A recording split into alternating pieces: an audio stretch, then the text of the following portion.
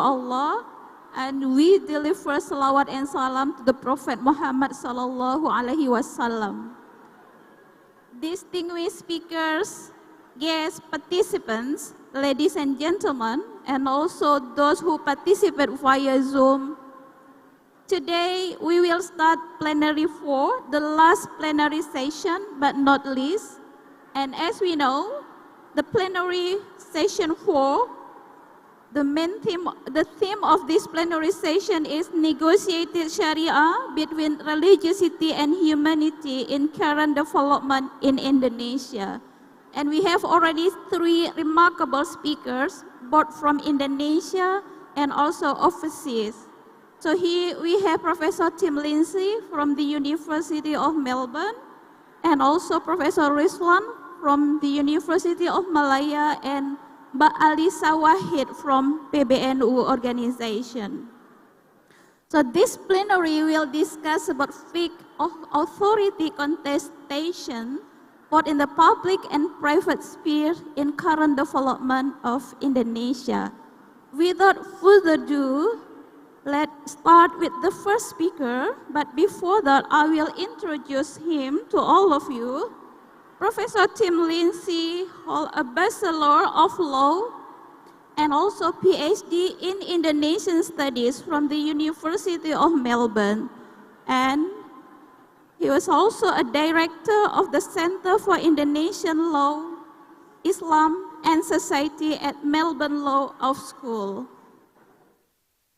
He is also a leading scholar and also an advisor for several organizations and institutions, for government, business organization, court, and legal practitioner, both in Indonesia and Australia. Ladies and gentlemen, please join me to welcome Professor Tim Lindsay from the University of Melbourne.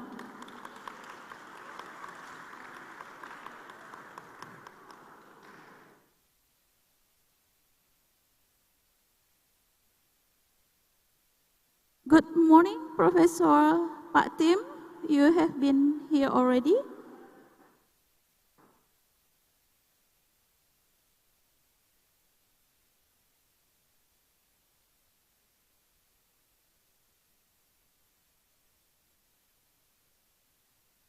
Good morning. Good morning. Good morning, Pak Good morning. Tim. Selamat siang dari Australia. Oh, yeah, Pak Tim, we will start from you first, and let's say it's going to be like 20 or 25 minutes for your presentation. The screen is yours. Thank you very much. Is it possible to allow me to share my screen? Okay. Okay, hope the organizing committee could help him to show the screen. There's a slide.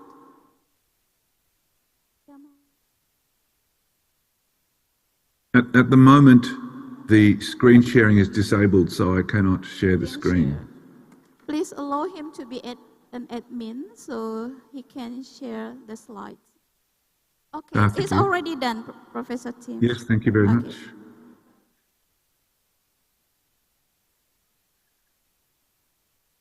So thank you. I'm going to speak this morning about Islam, fiqh and the state in Southeast Asia, Indonesia, and the benefits of diversity.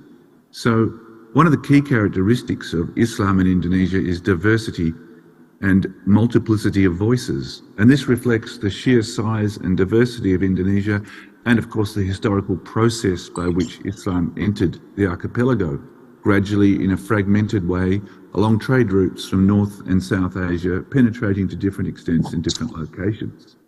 Now, for centuries, contact with the heartland of Islam in the Middle East was therefore the exception, not the rule. And this had some important and interrelated consequences. First, it meant that unorthodoxy was, for centuries, often orthodox in Indonesia, at least until colonialism made the Hajj easier in the 19th century and greater contact developed with Arabia. Secondly, it meant that what Almarhum Merle Recliffe calls the religious imperialism of Arab culture was relatively weaker in the archipelago because Islam was not delivered by foreign conquest. Islam, as it developed in Indonesia, therefore displayed relatively less features of the Arab world in which the religion emerged. Third, different and often unorthodox interpretations of Islam developed in different ways in many different regions, linked to local history and pre-existing local cultures, and these came to be seen as part of the key ethnic identity of these regions, and that meant many divergent local understandings were preserved until relatively recently, even when piety and uniformity increased in many Muslim communities elsewhere in the world. And fourth, the emergence in the 20th century of a number of major social and political movements based on different interpretations of Islam meant that it became very difficult for nationalist leaders to select any one of these as an official national understanding of Islam in Indonesia. Responding to the politics of Islamic identity in Indonesia meant it was easier and safer to valorize difference and diversity, both between religions and within religions, and that hindered the emergence of a strong and unified Islamic political orthodoxy. In the 20th century, particularly the post-colonial world after World War II, diversity and fragmentation of Indonesian Islam encountered the rising move towards uniformity of belief elsewhere in the Muslim world. Notions of a united ummah tied to growing enthusiasm for scripturalism, calls for assertion of Islamic identity and reform of unorthodox practices reached Indonesia, and this disrupted patterns of Muslim identity and gradually began to turn fragmentation into polarization, and this is a process that is still underway today. In the middle of all this has always sat the state, pre-colonial, colonial and post-colonial. And for all of Indonesia's rulers, Islam presented some sort of challenge, simply because in many cases the ulama are almost always an inherent alternative pole of authority to states and governments, even if only in theory. And this has certainly been true for all the post-war independent states in Southeast Asia with Muslim populations. The governments that have ruled Indonesia, Malaysia, Brunei, Singapore, Thailand, the Philippines since independence have all been ruled Indonesia, Malaysia, Brunei, Singapore, Thailand, the Philippines since independence have all been essentially secular, regardless of what they may rhetorically claim from time to time. Each has, however, been concerned to influence the trajectory, content and style of the legal traditions of their Muslim citizens to match wider policy objectives. And they've usually been quite effective in doing so, leaving aside regional secessionist rebellions. Now, Southeast Asian governments are often motivated to select and reinvent Islamic legal traditions, motivated by a perceived need to respond to challenges they see implicit in Muslim leadership and in developing legal policies for their Muslim communities. They are frequently preoccupied by the question of the extent to which Islam should be formally recognised as a source of formal state-sanctioned law enforceable by the state's institutions.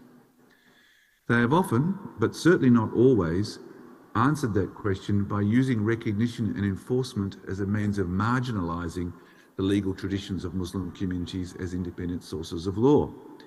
And in doing so, many of these governments have chosen modes of intervention that differ both between states and within states over time, but which all have common strategies of institutional and ideological restriction and control, even if that is sometimes done by co-option. This is certainly true of Indonesia, where the modern republic has been skilled at using its own bureaucratic and legal mechanisms to insert control over the interpretation of revelation. It has done this by close management of the administration of a restricted selection of Islamic legal traditions, interpreting them and often altering them. This was the strategy the modern Indonesian state inherited from Dutch colonial rule, and it was state policy for much of Suharto's new order, when Islam was constructed as a potential political threat to the centralised authoritarian and nationalist state the military had created. Now, overt repression of political Islam reduced significantly after Suharto fell in May 1998. Many of the new order restrictions on the expression of Muslim identity, political and personal, were lifted soon after he resigned. Since then, much attention has been paid to the so-called Islamic revival seen as having taken place in Indonesia. Popular calls for greater recognition of Sharia are characteristic of this, and the challenges they present for post-Suharto governments have been the subject of much research. It's commonly accepted that Islamisation of law in modern Indonesia is a direct challenge to the secular state. And it is true that many hardline or garis keras conservative proponents of Shariaisasi do seek to bring that sort of a challenge to the secular state.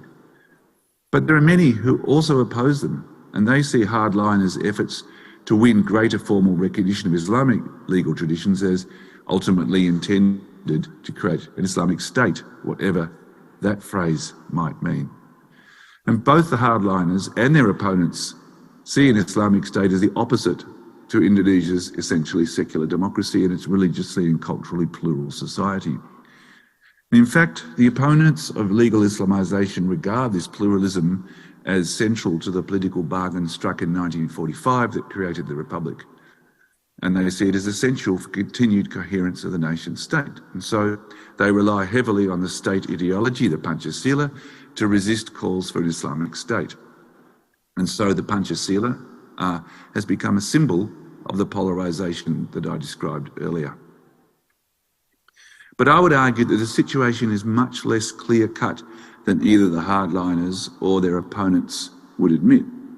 It is not necessarily the case that recent efforts at legal Islamisation, in fact, reduce the state's influence over the religious lives of Muslim Indonesians. This is for two reasons. First, if in the past the state stood above and dominated civil society, in post-Suharto Indonesia, the state stands in the middle, mediating and moderating the pro-democracy groups, the anti-democracy groups, the forces of globalisation, and they are forced to accommodate each of these to differing extents at different times.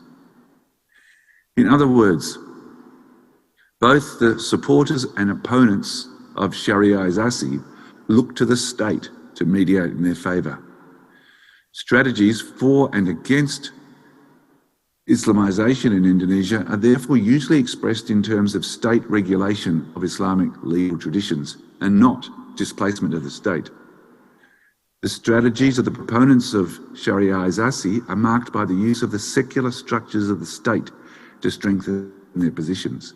Muslim groups, particularly conservative ones, have sought to use the legal mechanisms of the state that the state developed to restrict Islam. They've tried to use those legal mechanisms to force the state to accept a normative religious role and accept the conservative norms they propose. In other words, they now seek to reassert their beliefs precisely through the bureaucratic agencies of the state that they see as having distorted it in the past. Secondly, and partly as a consequence of this, the Indonesian state's capacity to intervene in the religious lives of Muslims in Indonesia has actually expanded, not contracted, since Suharto. A pattern is now evident of the state responding to pressure from Muslim groups to revise and expand the scope of Sharia in Indonesia, but usually doing it in a way that keeps Islamic legal traditions within the formal legal and administrative institutional framework of the state, whether that's Islamic banking or halal certification or the administration of waqf and so on. Attempts to create a formal system of law for Muslims derived from conservative Islamic norms independent of the state have almost always been stopped. Accordingly, although Islamic legal traditions have expanded beyond the narrow, limited private law sphere to which they were largely confined under the Dutch and under Sukarno and Suharto, although in different ways, post-Suharto, the regulation and the bureaucracy has expanded as those traditions expand. And in doing so, the state has usually been able to retain interpretative authority and a power of intervention.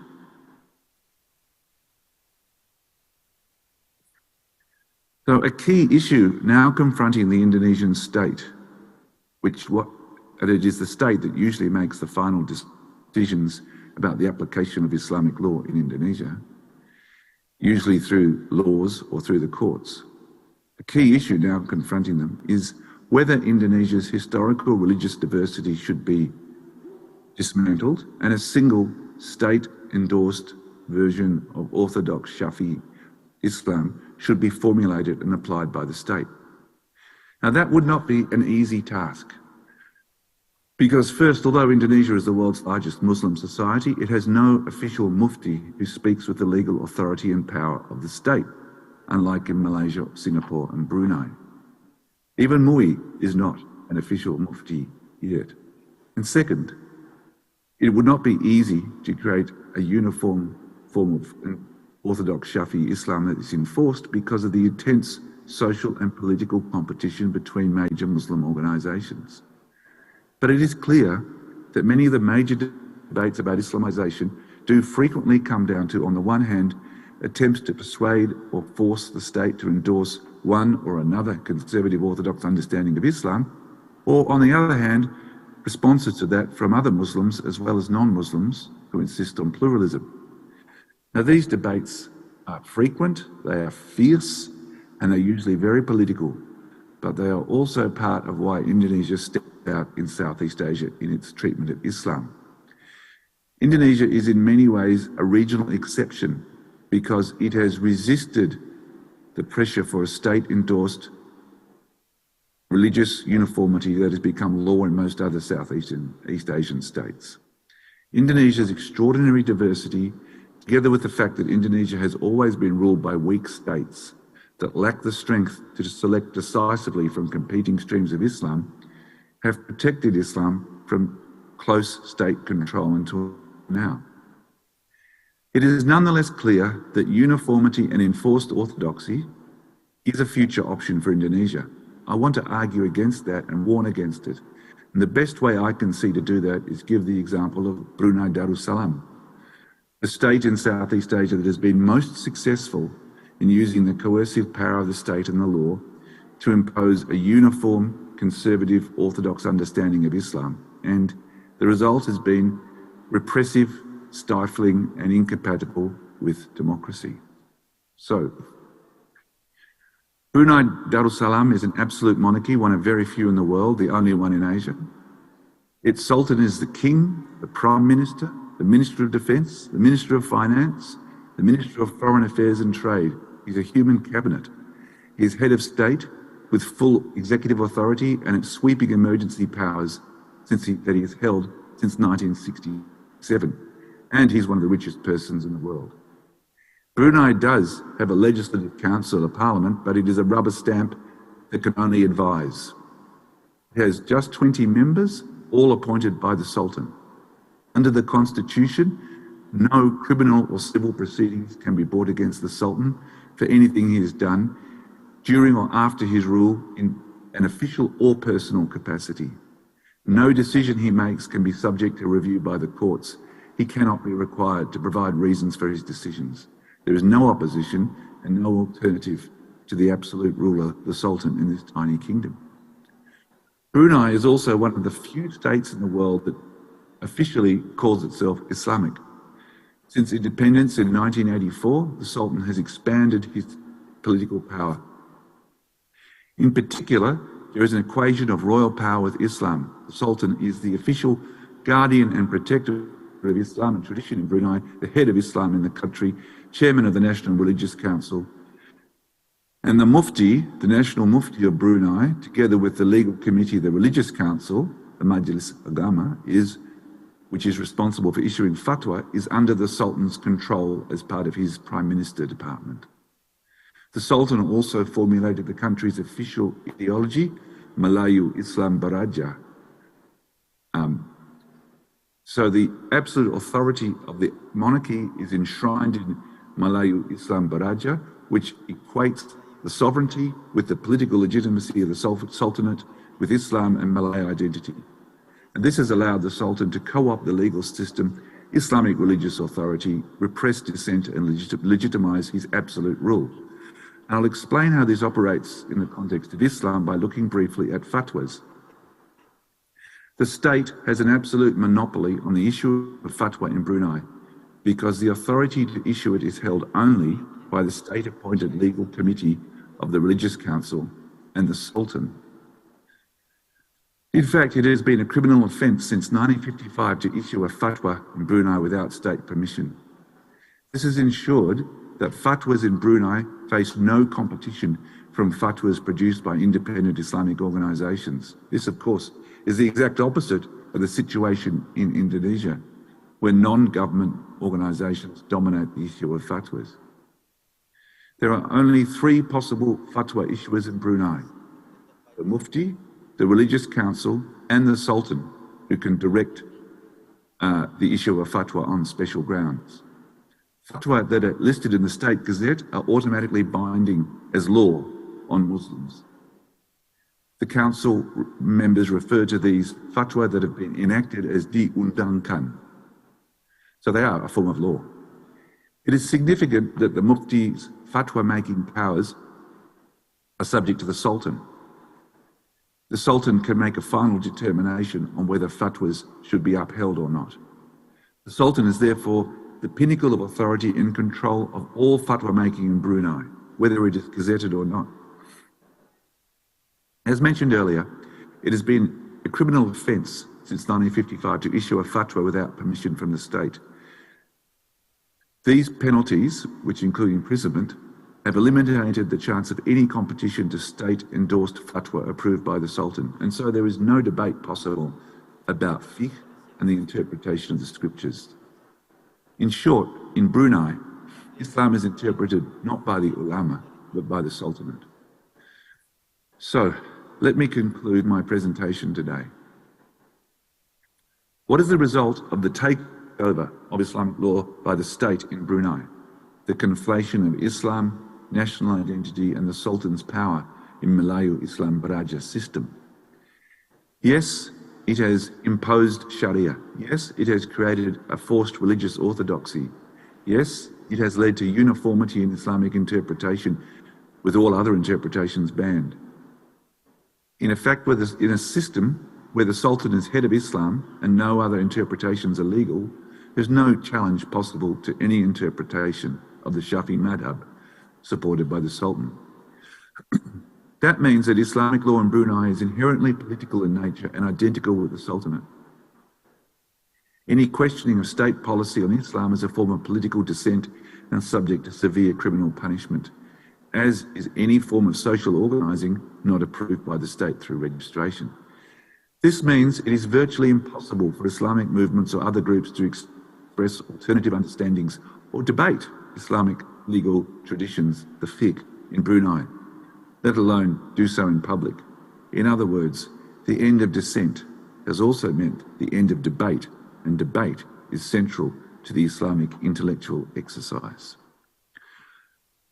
I would therefore argue that Brunei is an extreme example of what can happen as a result of the current trend in Southeast Asia of groups, Islamic groups, calling on the state to legislate to enforce Islam through state law. Eventually, if the state legislates the content of Islam, this leads not to the rise to power of the ulama, but the grant to the state of almost complete control over fiqh. Islamic law then becomes a weapon for the state to entrench power, as the Sultan has done in Brunei, constructing his Melayu Islam Baraja system to entrench his dynasty. And this supports what Abdullah An-Naim has said. He said, quote, "Any Sharia principle enforced through the coercive authority of the state ceases to be part of the normative system of Islam and becomes an expression of the political will of the state. This does not mean that Sharia cannot be a source of state law, but the outcome of the enactment and enforcement of its principles by state institutions is a matter of secular law and not really of Sharia as the religious normative system of Islam," unquote. And this means, I think, that proponents of legal Islamization need to be very careful when they ask the state to legislate fiqh, because while they may think they are controlling the state when they seek to enforce Sharia, more often they simply give the state even more power. Islamization in this way can lead to the state taking over Islamic thought. And that's why I think Indonesia's model of free and sometimes very chaotic debate in civil society about the interpretation of fiqh, and not Brunei's state-enforced prohibition of debate, might well be best example of Sharia. Thank you very much.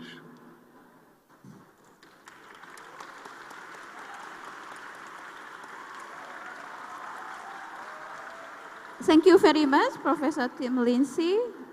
Bapak Ibu, presentasi yang disampaikan tadi sangat komprehensif karena beliau juga bukan hanya ahli tentang Indonesia, hukum Islam di Indonesia, tetapi juga memiliki pengetahuan yang cukup mengenai konteks Asia Tenggara. Dalam presentasinya, salah satu yang di-highlight oleh Profesor Tim Lindsay adalah tentang diversity. Karena konteks masyarakat Indonesia itu sangat diverse, sangat beragam. Kemudian beliau menjelaskan bagaimana konteks pada masa post-Soeharto ketika Islamic Revival itu muncul, ada keinginan supaya syariah itu direkognisi. Nah, pertanyaannya kemudian, apakah ketika pemberlakuan hukum Islam dalam konteks sebuah negara, diversity yang sebelumnya ada itu akan terberangus, ya? Nah, itu yang dipertanyakan tadi dalam salah satu presentasi beliau. Dibandingkan dengan negara katakanlah Brunei, Indonesia tidak memiliki lembaga mufti misalnya.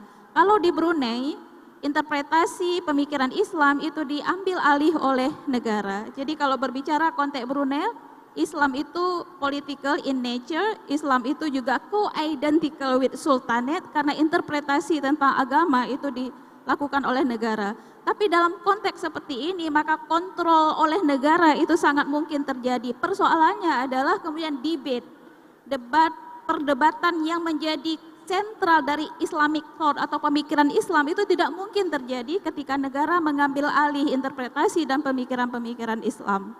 Nah, persoalannya kemudian apakah model Indonesia yang beliau katakan free and chaotic model and debate itu menjadi contoh yang cukup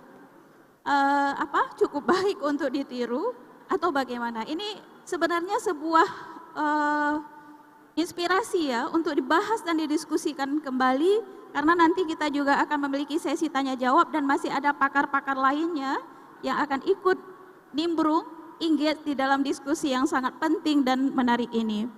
Bapak Ibu, ladies and gentlemen, before I give the opportunity for the second speaker to give a presentation, I would like to say hello and good morning to Ibu Konjen Australia di Surabaya, Ibu Fiona Hoksai. Selamat pagi Ibu, good morning Ibu Fiona.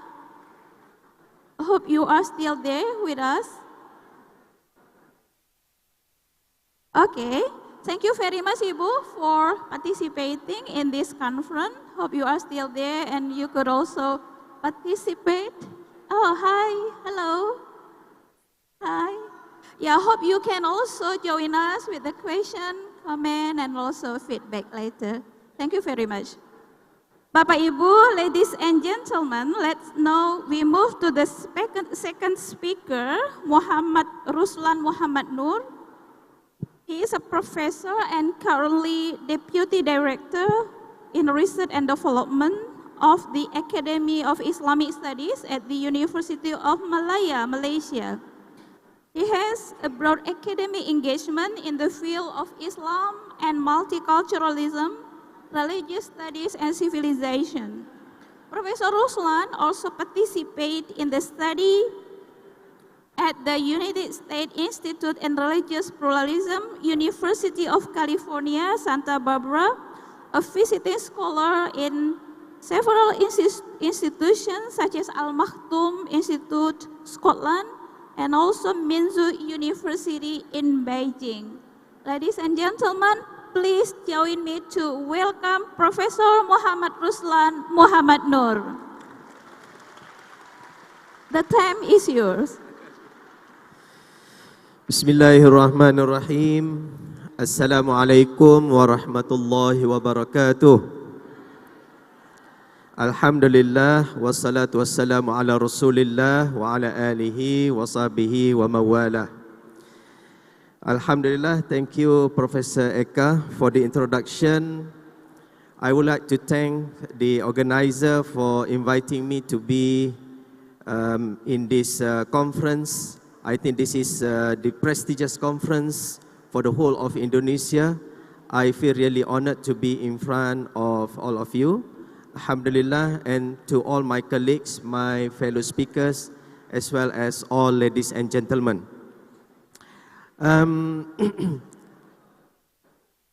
The topic for this panel is negotiated Sharia between religiosity and humanity for the development of Indonesia. However, I will focus my presentation on the peaceful coexistence and religious moderation in multicultural society, inshallah. Please allow me to share my slides. It's shared already, yeah? Okay. Nampak? Okay. All right.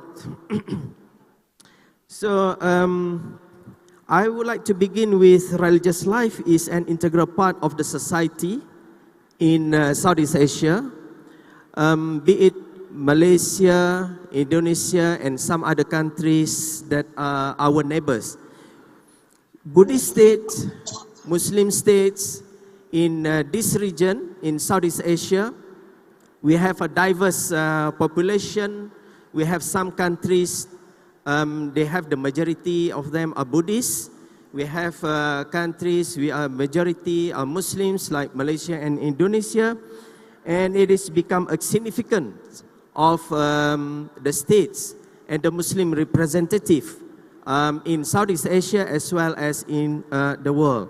And we know that Indonesia, as my fellow speaker at the beginning, Professor Tim, stated that Indonesia is the biggest Muslim community in the world. So this is the fact that we have to look into, and we have to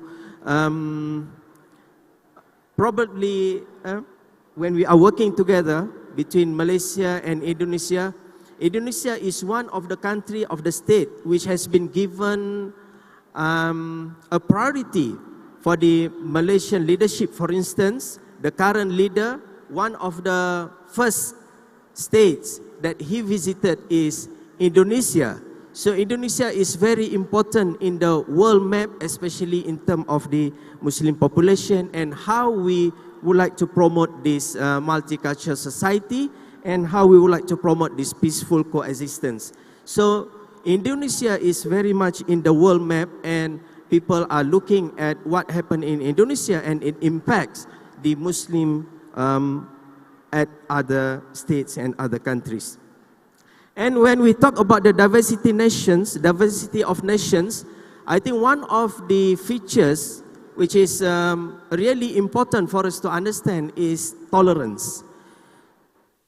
So tolerance is the least that we need when we live in the multicultural society. We know that Indonesia is the biggest population of Muslim. I think it constructs more than 85% of population of Indonesia are Muslims. In contrast, Malaysia, we only have around 60+% Muslims. And we have a different background of population, and the majority of the people or the ethnic, it comes from the Chinese background, it comes from Indian backgrounds, and also the population in Sabah and Sarawak, which are totally different from those who are in the peninsula of Malaysia, that they have the Dayaks and also the Dusun, and also they have the Kadazan. Yeah? But then we have to move into the next stage. It's not the tolerance only that we need in this world. We need also the features of adaptation on the society and also assimilation. This is where the difference between Malaysia and Indonesia, and we really very much envy to the Indonesian population, because in Indonesia, the assimilation of the community is really very good. In Malaysia, asimilasi kaum di Malaysia itu sangat tidak berapa bagus seperti mana yang berlaku di Malaysia. Kerana di Malaysia, I think many of you have been to Malaysia. If you go to Malaysia, the Malay Muslims, when they have conversation with the non-Muslim Chinese, for instance, or non-Muslim Indians, they would prefer to speak in English. In contrast with Indonesia, everyone speak in bahasa Indonesia. So kami agak cemburu dengan Indonesia dalam konteks ini. Ya, kalau boleh kita nak asimilasi kaum berlaku, tetapi asimilasi di Malaysia itu agak sukar berlaku kerana ketika kami merdeka pada tahun 1957, sistem pendidikan kami masih lagi sistem pendidikan yang dikenali sebagai sistem pendidikan vernacular. Sistem pendidikan vernacular ini bermaksud sistem pendidikan kebangsaan berjalan, tetapi dalam masa yang sama Malaysia membenarkan sekolah-sekolah yang diasaskan oleh etnik seperti sekolah Cina yang menggunakan bahasa pengantarnya bahasa Cina dan sekolah Tamil yang menggunakan bahasa pengantarnya bahasa Tamil. Dan ini dalam perbincangan berkaitan dengan peaceful coexistence dan bagaimana kita hidup dalam keadaan multicultural society memberikan cabaran impak yang besar kepada kami di Malaysia. Jadi bersyukurlah antum yang berada di Indonesia kerana bahasa itu saya kira satu yang penting untuk menyatukan masyarakat. Jadi kami di Malaysia itu agak cemburu dengan perkara ini dan kita akan belajar lebih lagi daripada sahabat-sahabat di Indonesia.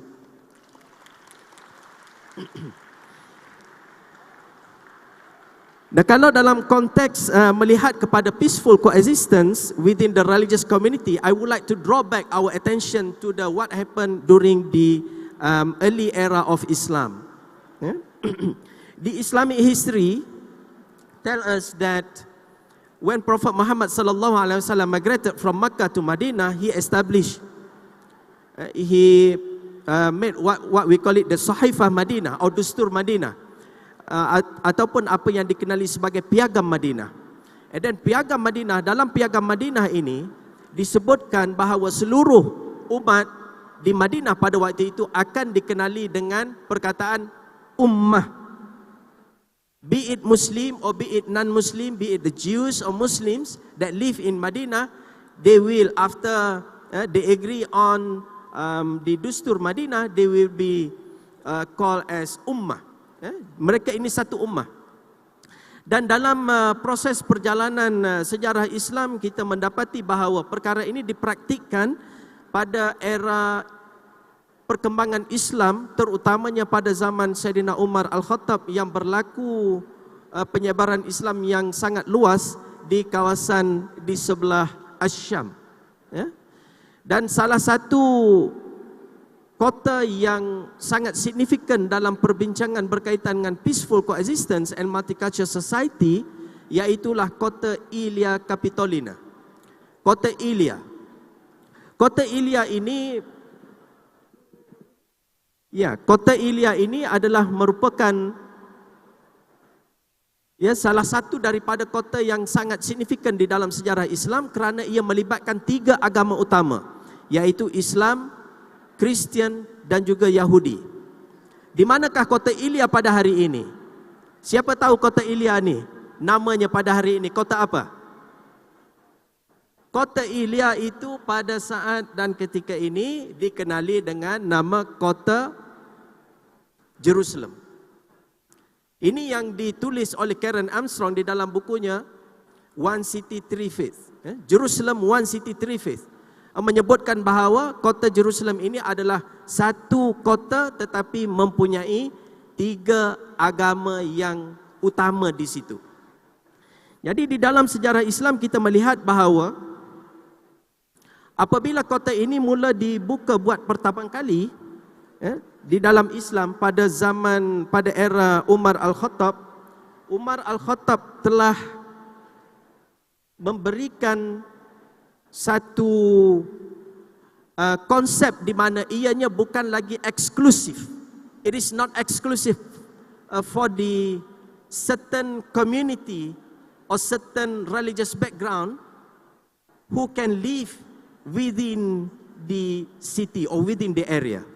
Ini yang dibuat oleh Umar Al-Khattab apabila membuka kota ini pada tahun 637 Masihi. membuka kota tersebut menjadi kota yang diverse, di mana orang Islam, orang Yahudi dan orang Kristian boleh tinggal bersama di dalamnya. Kerana apa ia sangat signifikan? Kerana pada tahun 132 Masihi, Roman Byzantine telah menggunakan konsep eksklusif, iaitu tidak membenarkan kelompok-kelompok Yahudi untuk memasuki Ilia Capitolina. Tidak dapat untuk masuk ke dalam kota Ilia pada tahun 132 Masihi. Pada tahun 637 Masihi, Umar Al-Khattab telah membenarkan dan telah memberikan jaminan keselamatan kepada penduduk Ilia untuk mereka tinggal di dalamnya sebagai satu kelompok ataupun satu masyarakat yang boleh hidup secara aman dan damai selagi mana mereka menerima pemerintahan Islam dan dengan syarat mereka itu membayar jizyah. Dan ini ada di dalam dokumen yang dikenali dengan nama dokumen Al-Uhda Al-Umariyah. Di dalam Tarikh At-Tabari ada menyebutkan, di dalam Al-Balazuri ataupun di dalam kitab-kitab tarikh yang lain menyebutkan berkaitan dengan perkara ini. Rom Byzantine pada tahun 132 Masihi menyatakan no Jews should be allowed to live in Ilia. Tidak ada orang Yahudi yang boleh dibenarkan untuk tinggal di Ilia. Tetapi apabila Islam datang, Islam membenarkan mereka untuk kembali hidup dengan dokumen yang diberikan, jaminan yang diberikan oleh Saidina Umar Al-Khattab. Di dalam Tarikh At-Tabari menyatakan hadza ma'ata Amirul Mukminin Umar Al-Khattab radhiyallahu anhu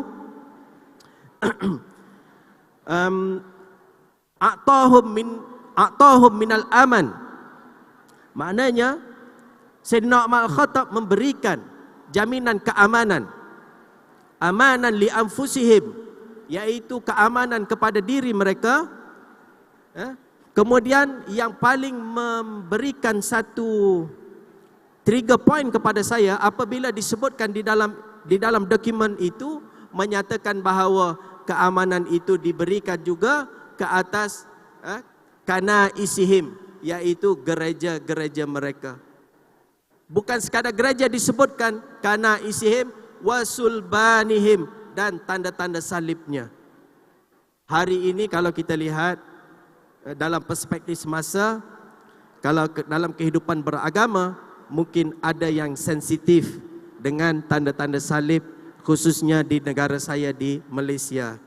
Saya lihat di Indonesia tidak terlalu sensitif, dan saya melihat perkara tersebut di beberapa daerah, di beberapa provinsi memang bagus, tetapi kami di Malaysia memang perkara tersebut masih lagi sensitif, walaupun ada di dalam dokumen-dokumen Islam menunjukkan bahawa Islam memberikan kelonggaran kepada penduduk-penduduk berbilang bangsa dan berbilang agama untuk tinggal bersama.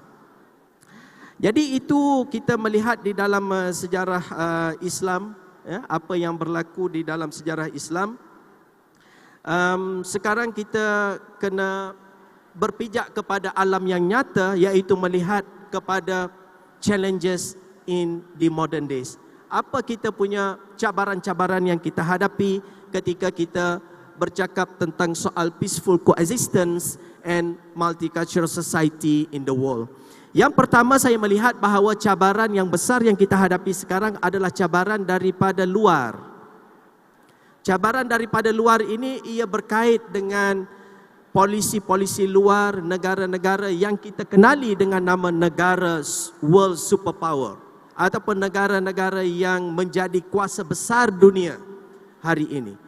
Dan polisi luar mereka ini menentukan bagaimana respon dan reaksi masyarakat Islam di seluruh dunia terkait dengan peaceful coexistence. Ini yang kita lihat di beberapa negara berlaku, contohnya Islamofobia yang berlaku di negara-negara yang kita katakan negara barat, dan sebahagiannya juga berlaku di negara timur. Di negara-negara barat, Islamofobia ini merupakan satu perkara yang biasa bagi mereka. Mereka membuat karikatur, umpamanya karikatur berkaitan dengan Nabi Muhammad sallallahu alaihi wasallam.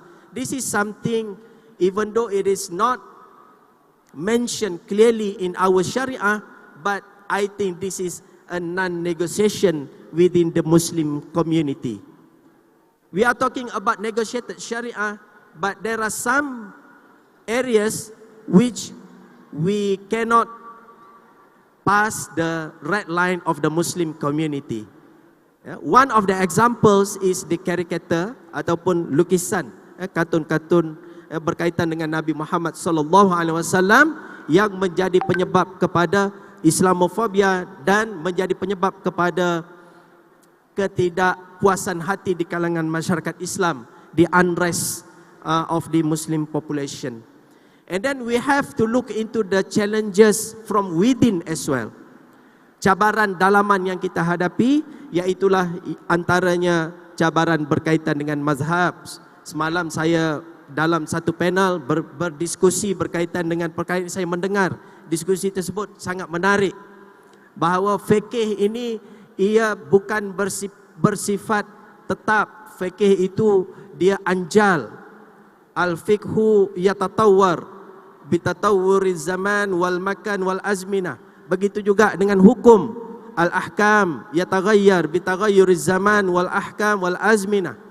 Dan ini semua kita faham, tetapi bagaimana kita nak melaksanakannya di dalam kehidupan seharian kita. Dan bab mazhab ini yang menjadikan kita di kalangan umat Islam itu sedikit tidak ada kesatuan kadang-kadang, ya.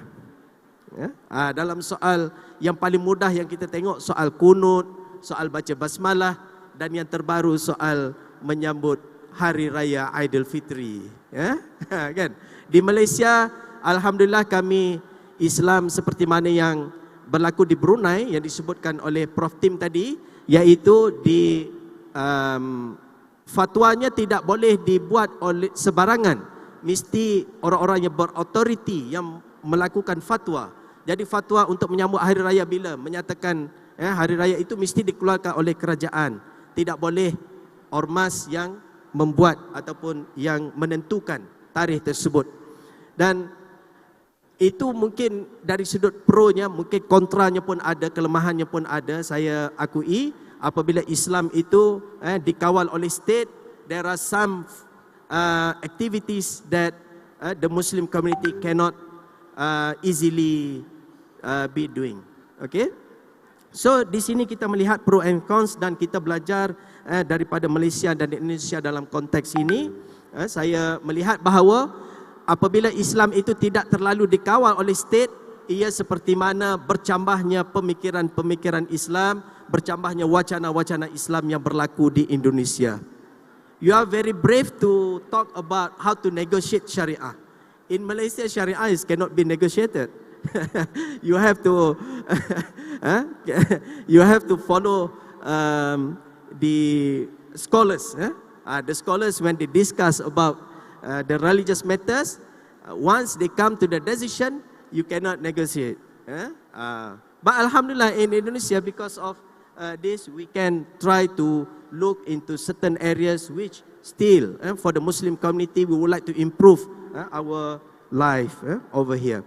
And the one that I put in my slides is minority group is also one of the challenges that we have to face at the moment.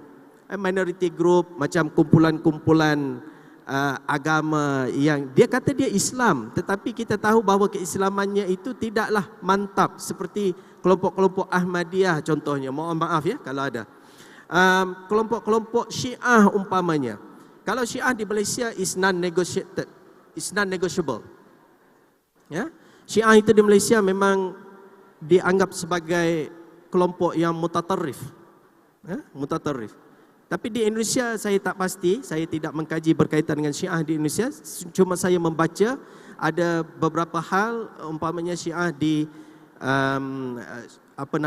di Jawa Timur ini agak tidak boleh ditolerate, tidak ada toleransi terhadap kelompok-kelompok Syiah.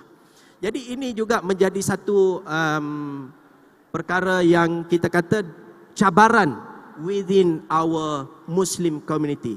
Because you know what, in the world, for the world superpower, they look at Islam as one nation, and how to make Muslim community weaken. It's very easy. Just to bring up the issue of mazhab, and then the Muslim community will not be united. Okay, so this is very important for us to understand. 3 minutes, okay. So I have another slides to share with you for the Malaysian context, just to skip this one quickly, just to go through quickly this one. In terms of peaceful coexistence, our government has done quite a big task in terms of making sure that the community can live together in Malaysia. We have introduced what we call it Islam Wasatiyah during the 6th Prime Minister of Malaysia, which is the Najib Tun Razak. At the moment, he is in prison. But I noticed that last 2 days, his son got engaged with an Indonesian girl. So the relation between Malaysia and Indonesia is not only the state relation, but also a family relations nowadays. Okay, okay. And then Malaysia also introduced what we call it Rahmatan lil Alamin. And then after that, we moved to Manhaj Rabbani, and now Malaysia are moving towards what we call it the Madani concept of development.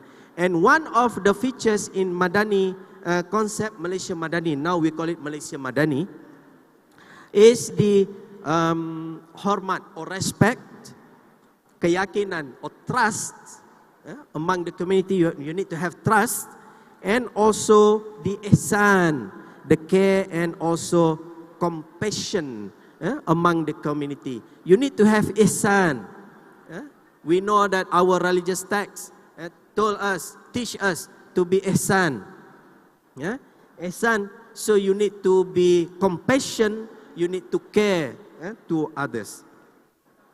Okay, and then maybe I will go to, one of the features of the religious freedom in Malaysia, we put it in our constitution. But in our constitution, there are 5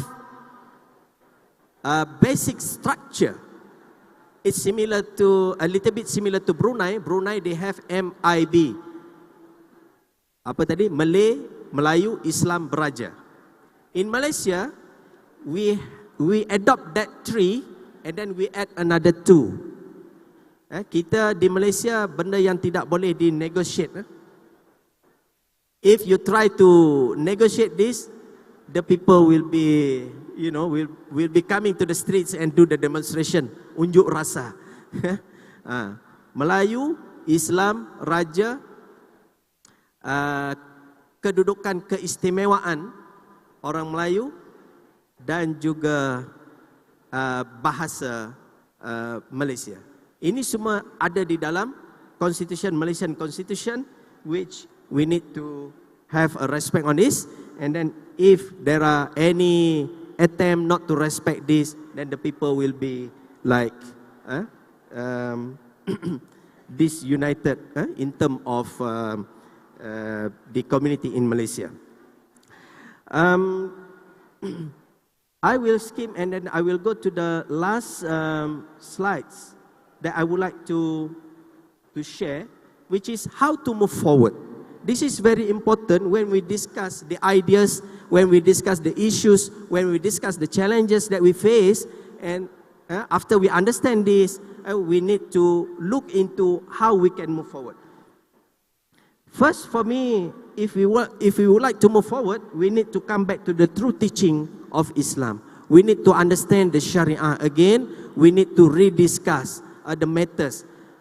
The non-negotiated items in Sharia, for instance, the ta'abbudi one, that's okay if we do not want to discuss, but something that related to the community or to our life, we need to come back to it.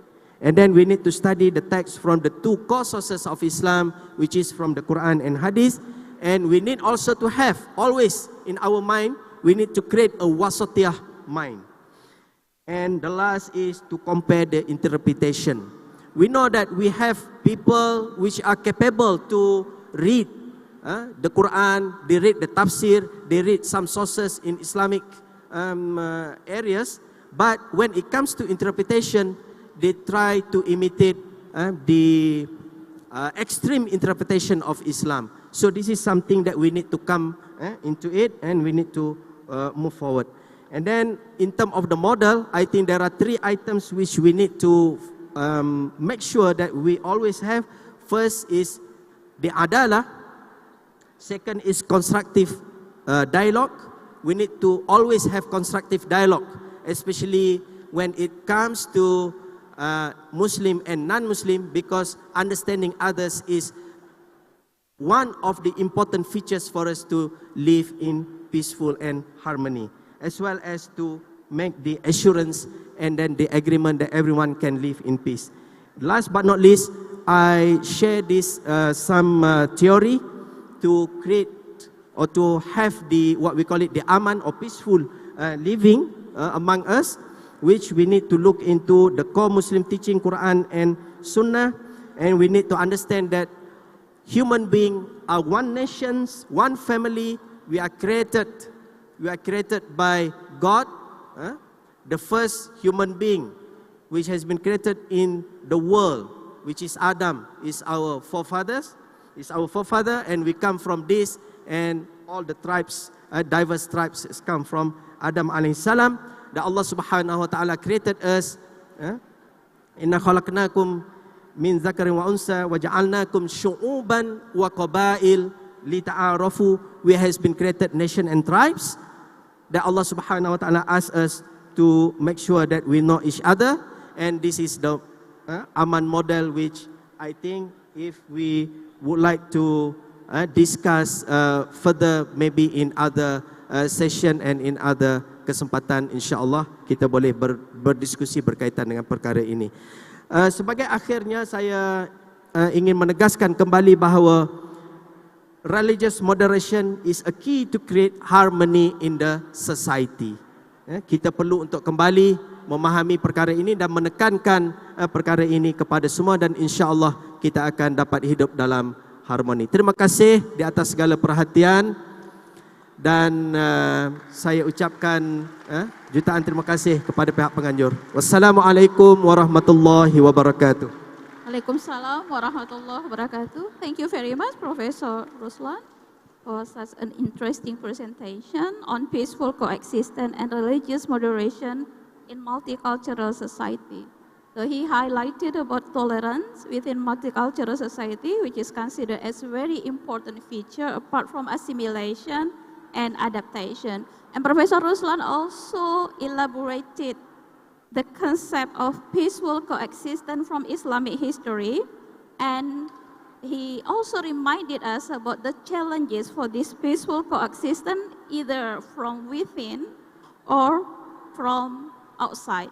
So from outside, probably the foreign policy, you mentioned about that, foreign policy and also world superpower.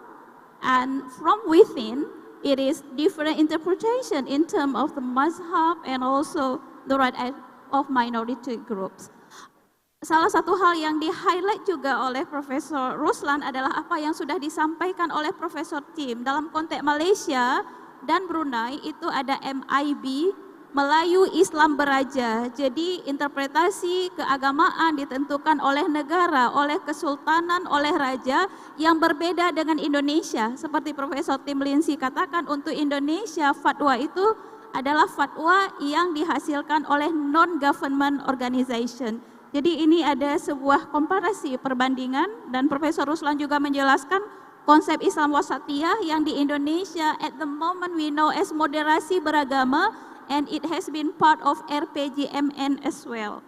So at the end, he questioned about how to move forward, to return to the true teaching, to the core source, and also to promote the constructive dialogue. Jadi inti saya melihat ada sebuah benang merah bahwa kalau Profesor Tim Lindsay mengatakan debate is central di dalam pemikiran Islam, in Islamic thought, Di sini Profesor Ruslan juga menganjurkan adanya constructive dialogue.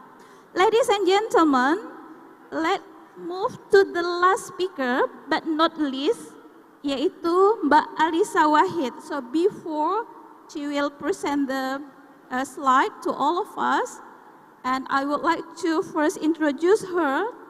She is a family psychologist and also a well-known activist. She founded Jaringan Gus Durian in Indonesia in 2011, a civil society movement to promote multiculturalism, democracy, and community development. Since 2016, Alisa engaged in several welfare development programs in several ministries in Indonesia and was appointed as Duta Indonesia or Ambassador for Sustainable Development Goals. She is also a member of Advisory Board for UN Interagency Task Force on Religion and Development in 2019. In 2022, she was appointed as the first two chairwomen within PBNU organization. So this is a remarkable achievement, if we would like to say it as an achievement or a remarkable phenomenon in the history of PBNU.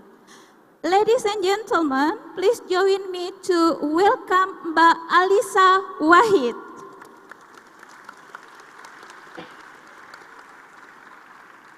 Thank you. Let me check first. Is my voice can be heard? Yeah, very clear. Clearly? Okay. Yes, thank you. Okay, and then let me check the...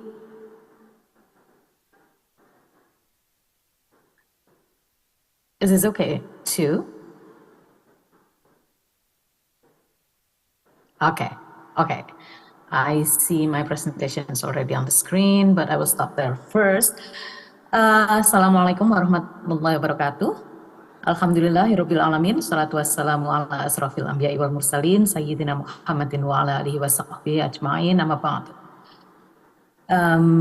Distinguished ladies and gentlemen, Ibu Moderator, Pak Tim, and Dr.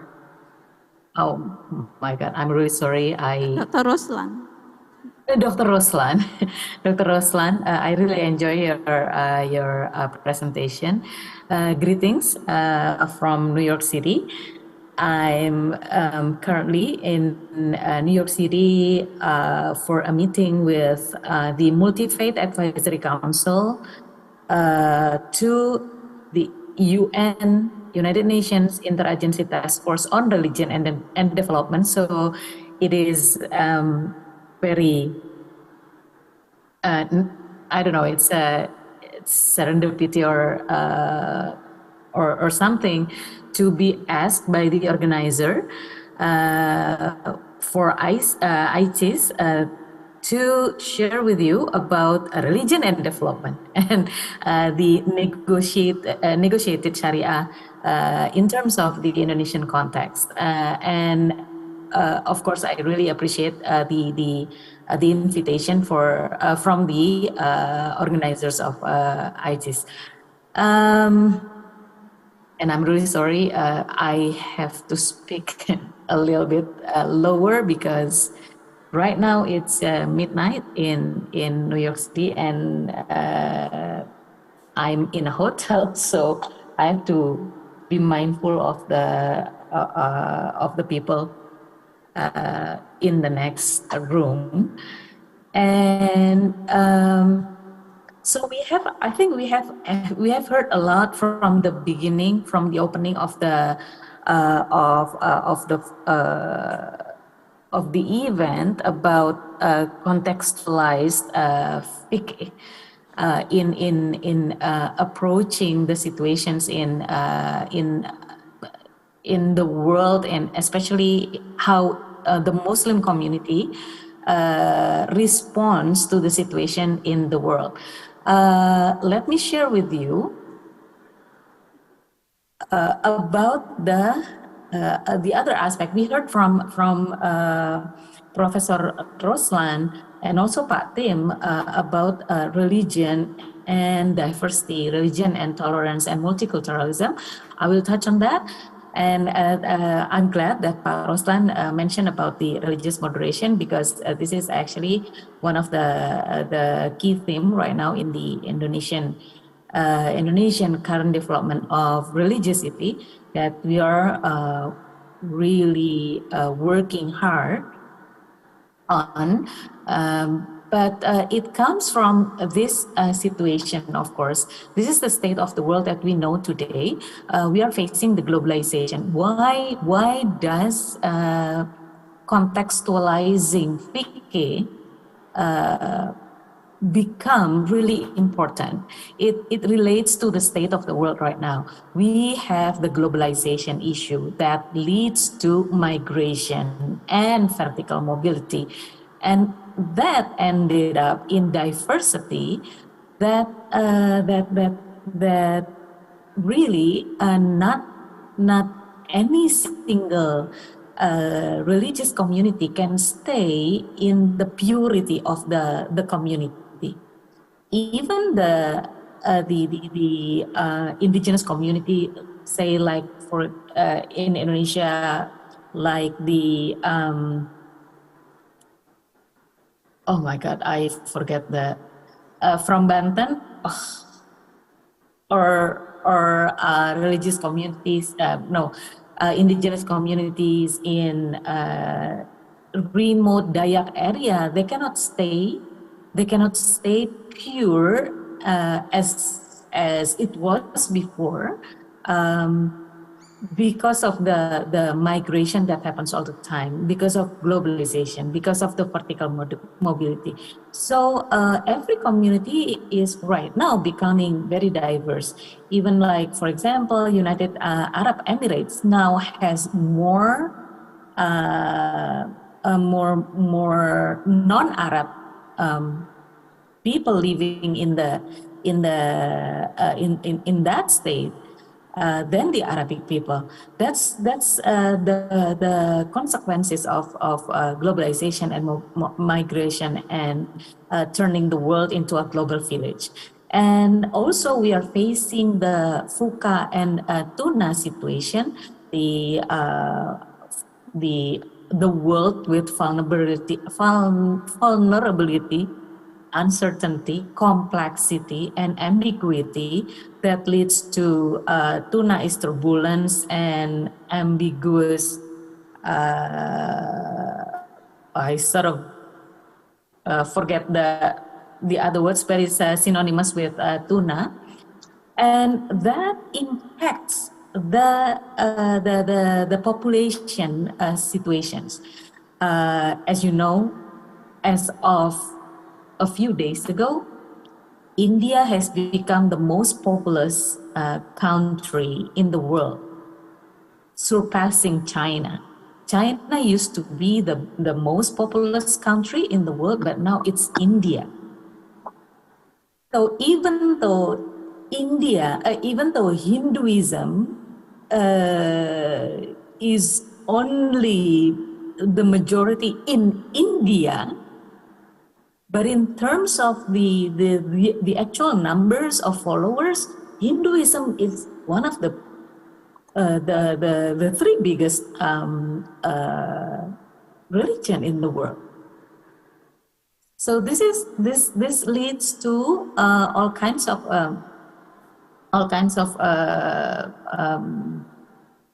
conditions and situations and statistics of the world that leads the member state of PBB of United Nations to set up the global goals. Global goals are, as you know them as SDGs, Sustainable Development Goals.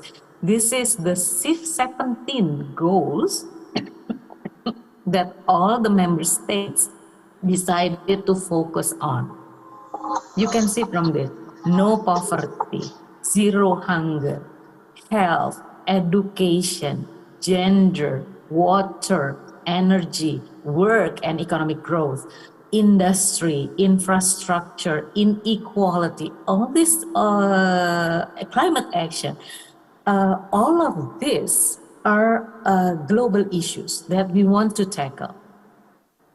And because of this diversity, not having a pure religious community standing alone, and we're also facing these challenges in terms of the quality of life of the people in the world, then we need to really think through what is the intersection between religion and these situations. So I will look at the negotiation between Sharia and humanity in these terms, not only in tolerance and multiculturalism, even though they would go to the goal number 16. Yeah. And now I will take two examples. The first one is the case of child marriage in Indonesia, because this is where the example is really, really clear on how we need to contextualize fiqh. Yeah, you know that we have a problem in Indonesia. This is a really, really big problem because it leads to a cycle of poverty, of stunting, of health conditions, of quality of family, quality of marriage. That is the case of child marriage in Indonesia. We have been trying to bring it lower, to eradicate, but we have not yet been successful. It goes like this. At least from 10 years ago, it goes down, say 1 or 2%, and then go up, and then go down, and then go up, and then go down, and then go up. And in my research, we found out, I used the iceberg model in the research to understand the situation better. And we found out that of course, the bigger part of the practice is usually the paradigm of religiosity. The practice of child marriages in Indonesia is heavily influenced marriage and child marriage. I'm really sorry, my internet connection is unstable, so let me just put off my video, and then you can concentrate on my voice and the presentation. So as we can see here, we have the what do you call it, the problem at the systems and the structure of the systems themselves that is heavily reliant on education, family education, religious leaders,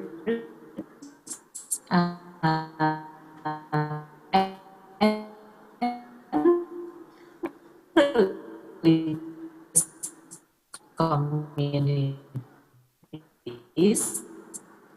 and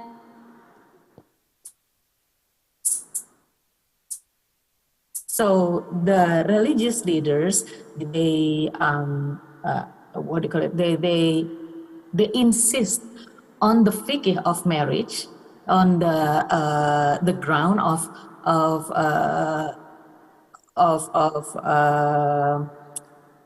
what do you call it? Islamic blessings for marriage, and because of this religious leaders' position in the community, then they have the influence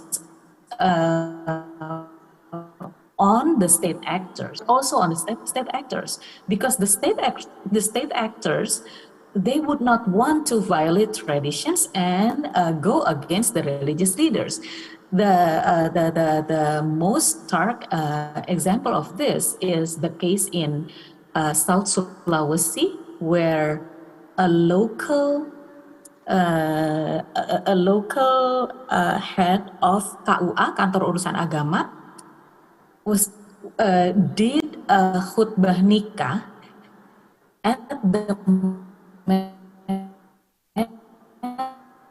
marriage of a 15-year-old girl who were the daughter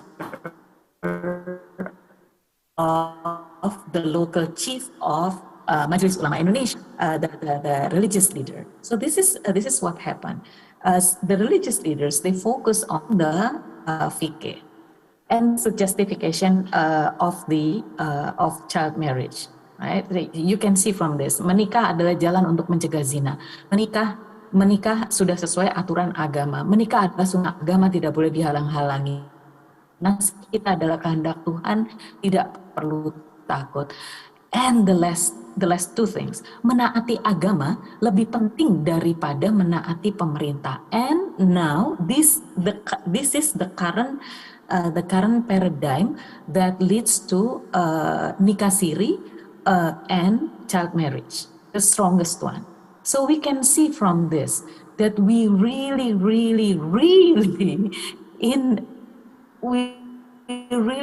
need to contextualize fikih or negotiate the Sharia, so we can really achieve the maslahat al-ammah that we want to create. Because if not, then we won't be able to achieve that.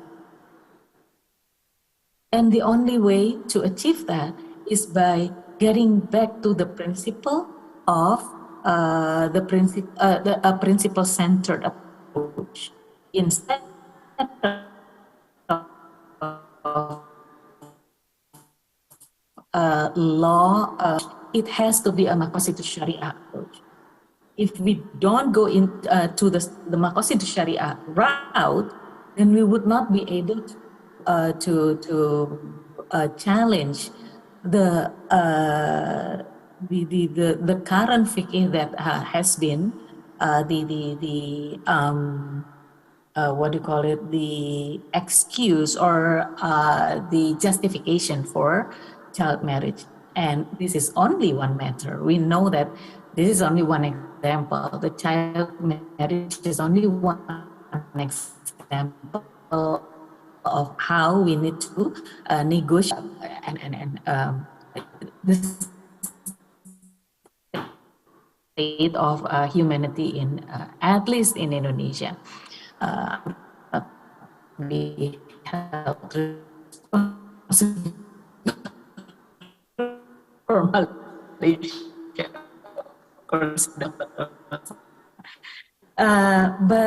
also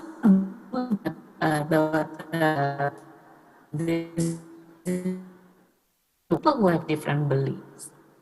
The different beliefs is not only about different religion or secularism, but it's ulamas and maqasid sharia oriented ulamas or Muslim scholars. This is the challenge. And the other challenge is I'm not a scholar, I'm not a Muslim scholar, but I'm working in the issues of religion and development. So of course I have to be streetwise, I would say. So this is the hotspots between religion and a state. Yeah, the first one is that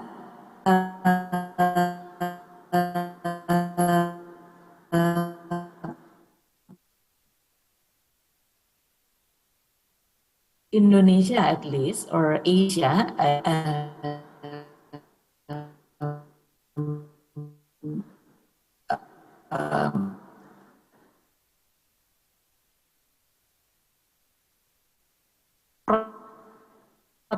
protection of individual rights, individual voice. So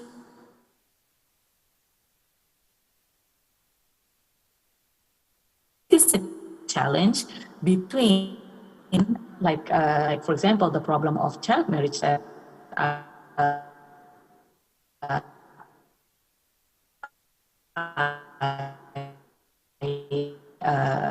I explored before, personal decision, but also because we are a sociocentric community,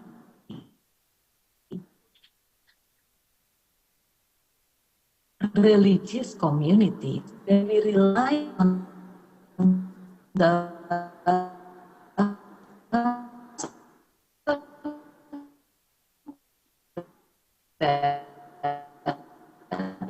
religion has been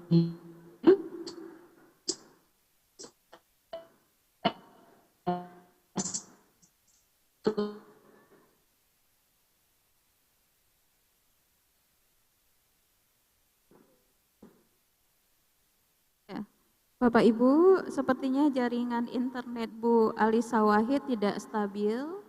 So that's why she has a problem.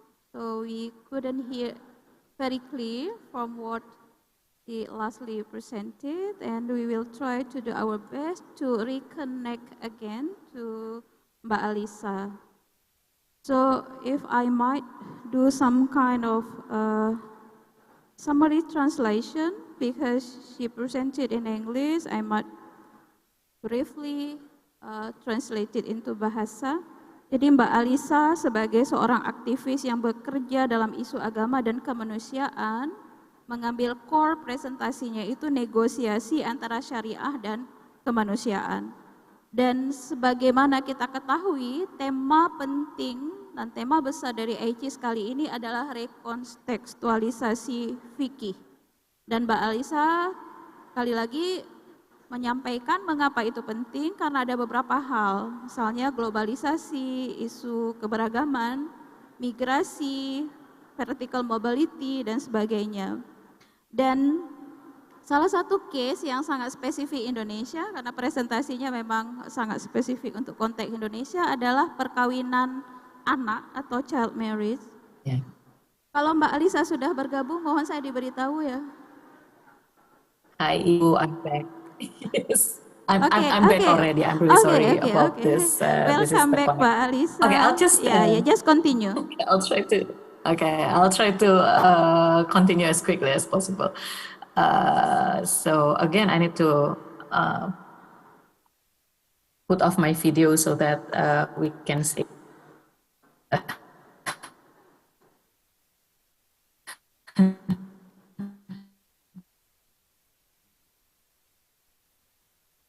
The connection. So this is the challenge in Indonesia. The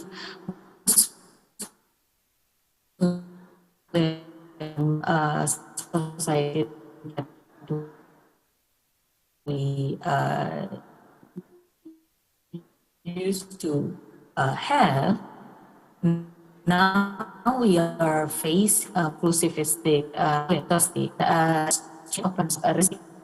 at least Islamic politics in Indonesia, that is the sub into a more broader than just political Islam. Substantive inclusive religious practice relies on this approach, and that leads to inclusive religious practices.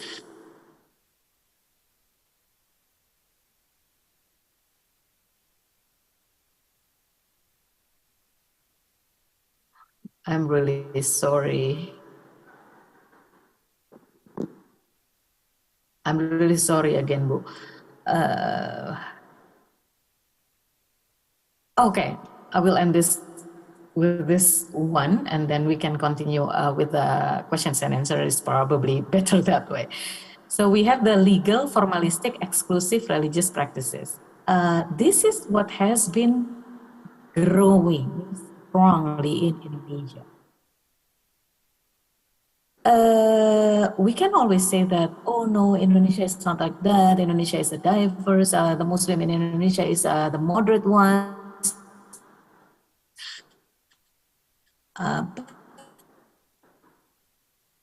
We have to acknowledge that currently the mainstream has exclusive religious practices. And this leads to, let me jump to the my last slide. Why do we have this theme in ICE in 2023? Why do we talking about contextualized fiqh, but at the same time, we have not yet exclusivistic Islamic movement? How would we win the social contest? What strategies do we need to employ? The principle-centered approach on maqasid Sharia will be the mainstream one. And the most appropriate question for this esteemed forum, actually, what is the role of Muslim scholars to mainstream the maqasid Sharia approach in Indonesia? Not only in forum like this, but at the grassroots level. So I will end with these questions to ponder. I'm ending with questions. I hope you can answer. Thank you so much for the opportunity to share with you my thought, and I'm looking forward to the discussion. Wallahul muwaffiq ila aqwamit thoriq. Assalamualaikum warahmatullahi wabarakatuh. Waalaikumsalam warahmatullahi wabarakatuh. Let's give applause to Mbak Alisa. She is struggling with unstable internet connection, but we could grasp the really inspiring ideas as well. So I will continue my summary translation. Jadi itu tentang perkawinan anak, dan dalam presentasinya Mbak Alisa juga menyampaikan beberapa hotspot ya relasi antara agama dan negara. Salah satunya itu adalah extremism and terrorism. Dan yang menarik juga menurut saya disampaikan oleh Mbak Alisa dari pemikiran Syafi'i Anwar adalah substantive inclusive religious practices versus legal formalistic exclusive religious practices. Dan yang kedua menurut Mbak Alisa itu yang lebih mainstream.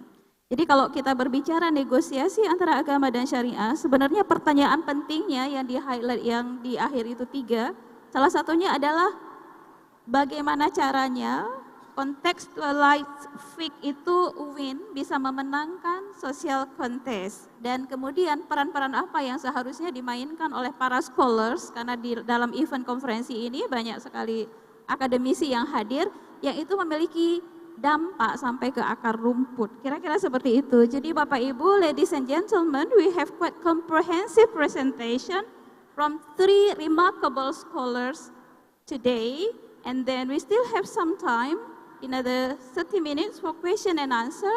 You can deliver your question either in Bahasa or in English. So for the first session, I would like to invite 3 persons. Okay.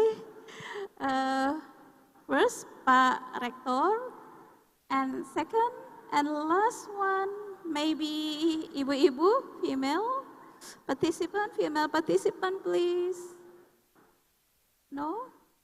Oh yeah, over there. Ibu dengan jilbab biru. So Pak Rektor, and then you will be the second, and then the ibu with the jilbab biru. Okay. Silakan Pak Rektor.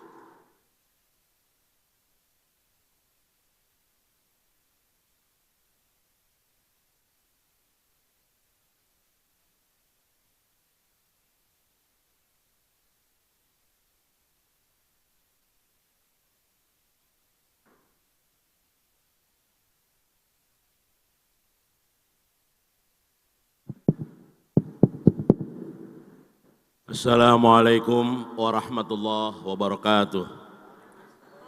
This question for Mr. Ruslan. Thank you.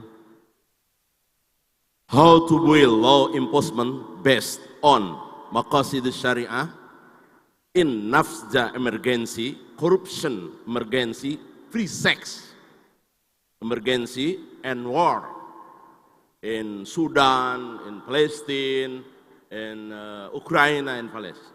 In Uni-Soviet.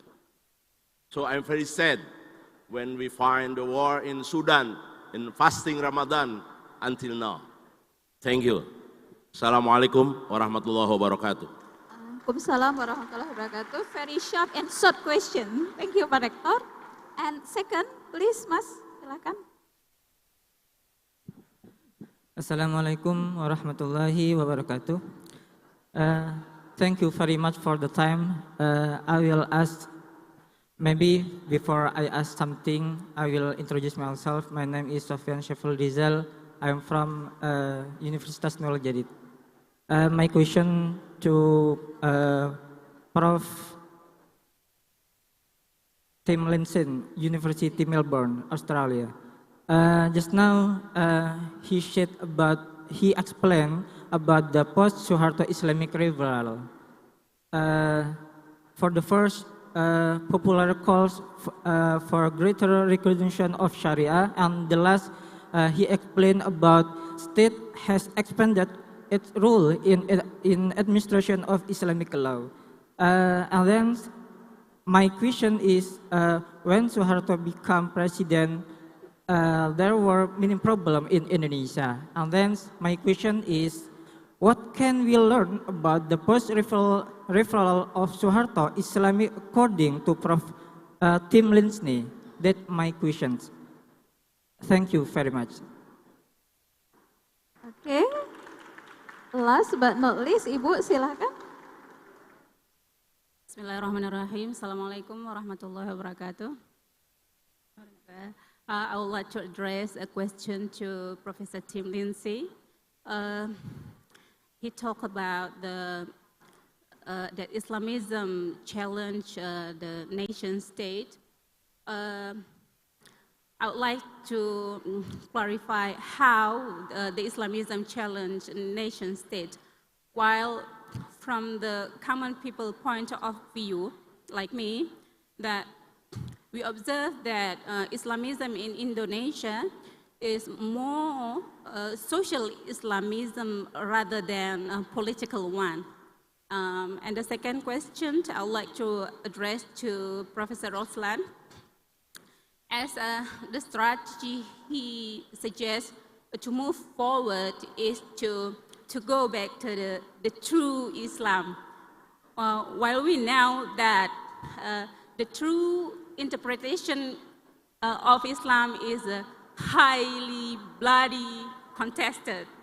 So how, in your point of view, what is the true Islam and how to maybe solve the contestation of the definition of the true Islam? Thank you very much, and Assalamualaikum warahmatullahi wabarakatuh.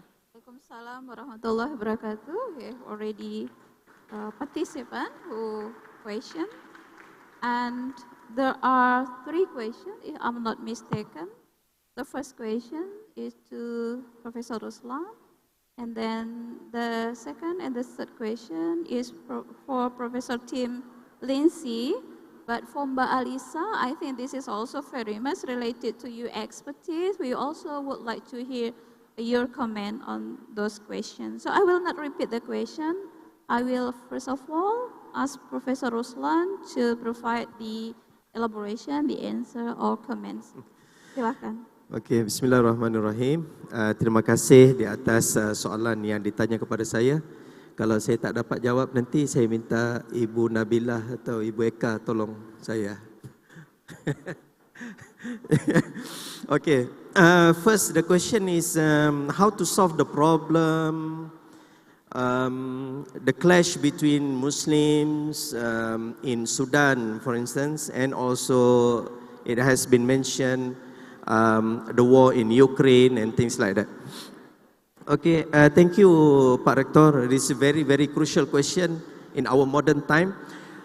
In my opinion, the Muslims' problems at the moment, the clash, is centered actually in Palestine. We haven't got to resolve the problem in Palestine for more than a century. This is what has been said by the previous president of America, which is the Barack Obama. I think Barack Obama came to visit Indonesia, and he did mention that he got his experience to live in Menteng, something like that. And then he visited Malaysia as well. And he mentioned this, I still remember in 2009 when he gave his first speech, the first Muslim country that he visited in Egypt. In front of the scholars in University of Cairo University in Egypt, he mentioned the problem of Palestine has been there for more than a century without any concrete solution. So we need to understand the geopolitics behind this. We need to understand the world superpower who has interest in the area of Middle East as well as the North Africa, including Sudan. The current problem of Sudan is not started by the people. It is because of the world superpower. At the moment, the clash between America and China, sorry to say, the America and China, we need to understand about this issue. We need to understand about the economic strife in the world at the moment. Most of the countries, when China came to offer the project in their countries, they would like to take. Why? Because China offer much cheaper costs. Much cheaper costs compared to the one that has been, the one that come from the European countries, which the cost will be double or triple. This is one. And then the second, of course, the clash between the leader. And then this is not the only time that we see the clash between the leaders in Islam, in the state where Islam control. We have been facing this from the early time of Umayyah and Abbasid. As you can see what happened in Andalusia, for instance. Islam managed to enter Andalus in the year of 711 after century AD 711 Masihi, when this Abu Musa al-Nusair and Tariq bin Ziyad in his mission spreading Islam to that region, and Islam stays there for nearly 800 years. And what happened after that? Because of the clash between leaders, the Muluk al-Tawaif, the petty states, the clash between the leaders, this one has weakened the Muslim community, and the last rule in Andalus was in the year of 1492, where the king of Ferdinand and Isabella was the last, the one who pushed forward Muslims to go out of Andalus. So we lost Andalus because of the clash between Muslim leaders. And this is now the history repeats itself when we see the problem in the Muslim countries. And as been mentioned about the Sudan, I think we need to have a special session on this to look into and to understand what actually going on in Sudan. Of course, when we talk about religion and humanity, humanity in Sudan really needs our attention. Really needs our attention. Because the people in Sudan, I think some of our audience today, probably they have experience studying in Sudan. Sudan, the people in Sudan, mashallah, I think we are far more better in terms of life in our region, Malaysia and Indonesia. Sudan, people are striving for foods. People in Darfur, people in some other areas in Sudan. This is in terms of humanity, we need to have a connection with them. We need to help the people. But between the power, the clash power, this one we need the attention, and we need to study. We need to have a more deep understanding on the geopolitics behind this issue in Sudan. How to resolve? There is no quick fix for it. For me, there is no quick fix. We saw that in 2010 and 2011, where the people in Middle East, they would like to have a quick fix for the problems that have been there for a long time. where they have no jobs, they have no economic life, they have something like that, they have difficulties in their life. They started in Tunis. They started in Tunisia to make uprising, Ar-Rabi' al-Arabi, uprising, or the Arab Spring. But as you can see, until now, the Arab Spring has probably, we can call it a failed move by the people. So this is something that we need to look into. For me, there is no apa kita panggil ya, formula yang cepat ya, formula yang tepat untuk kita menyelesaikan masalah yang berlaku tersebut. But we need to try and we need to resolve. We need to talk to the leaders. We need to make sure that they can come to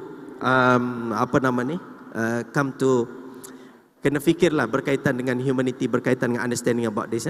I think that one probably we need to stress in other session looking at this. But for the question from Ibu tadi, apa dia tanya saya tadi ya? Saya rasa susah sikit nak jawab soalannya ni. How to come to the true Islamic teaching? This is again, it is some people they interpret text in differently. So we are kind of difficult to get one ijma opinion, which everyone can agree to each other.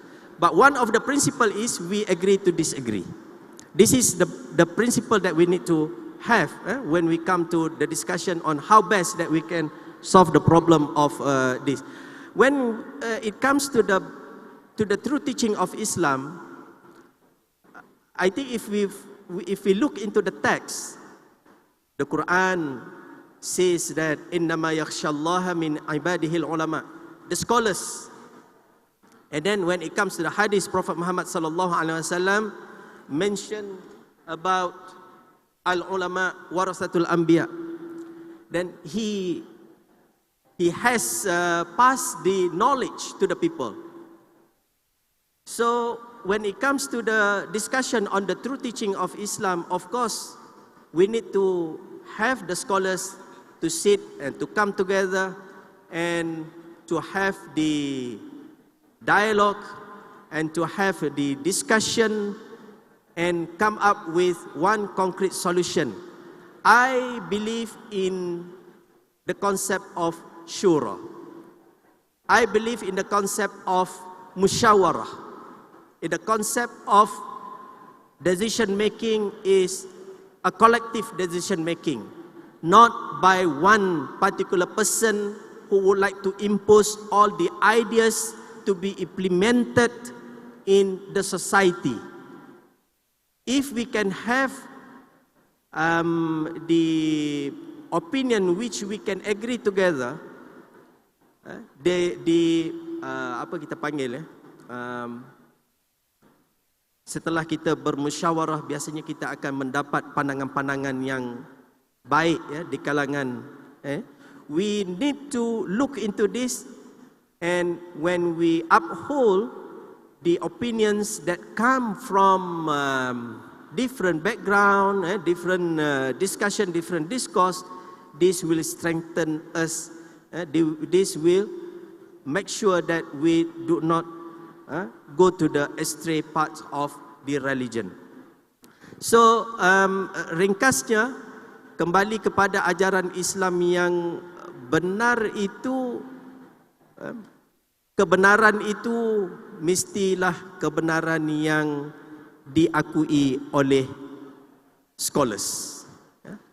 Kalau dia mengangkat kebenaran berseorangan, itu belum tentu dia akan dapat untuk menjadikan manusia itu menyokong ataupun memahami prinsip yang ingin dibawa dan menyebabkan lebih perpecahan di kalangan masyarakat.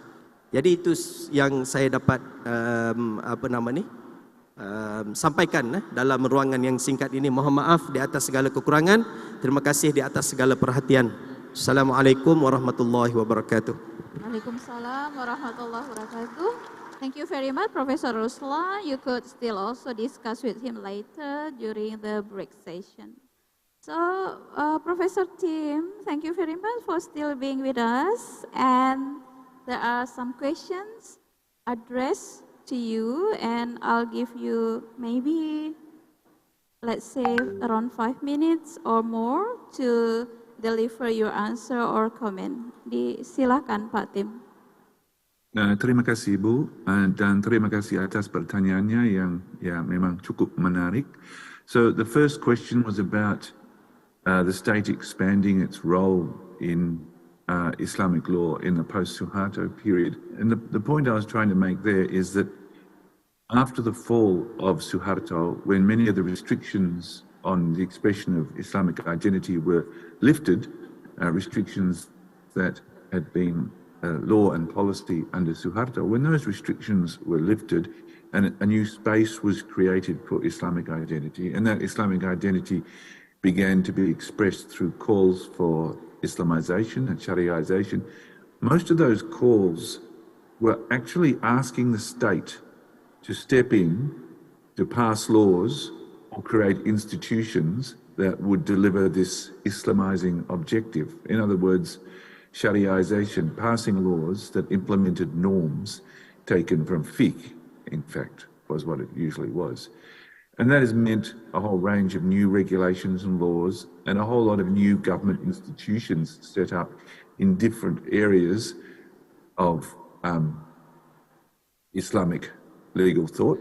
For example, in banking, in halal certification, in waqf, and so on. Now, when the state does that, it does it by passing laws and creating institutions. And so the process of Islamization actually expands the state's engagement in religious life. It doesn't restrict it. You were always free to carry out an Islamic transaction if you wanted, before Islamic banking was formalised, but the formalisation of Islamic banking then creates a government bureaucratic structure within which it operates.